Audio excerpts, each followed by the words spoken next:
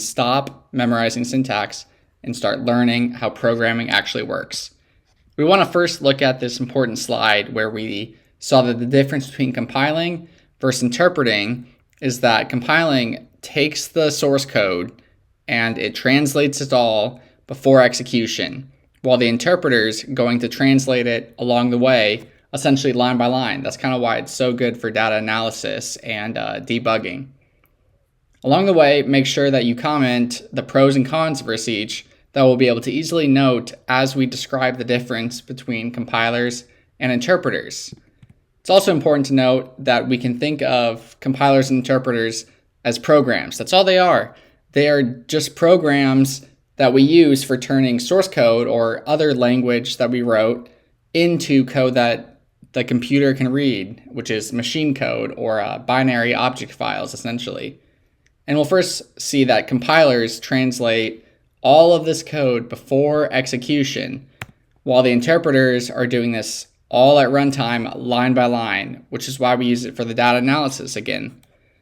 And compilers are going to produce a standalone executable file that can be run without the compiler even needed.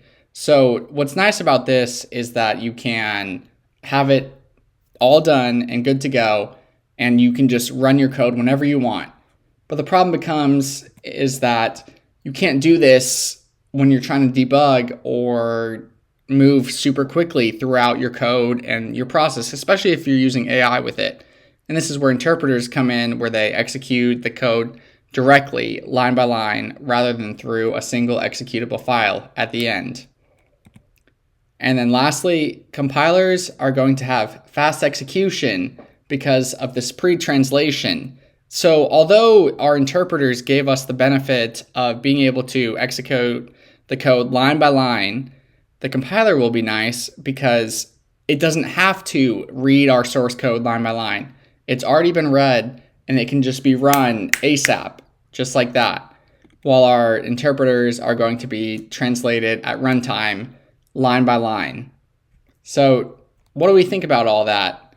Make sure that you comment what you think the differences are, where you have your pros, your cons. And this is also where you become really appreciative of languages that combine the two together. And you start to see when you would use one programming language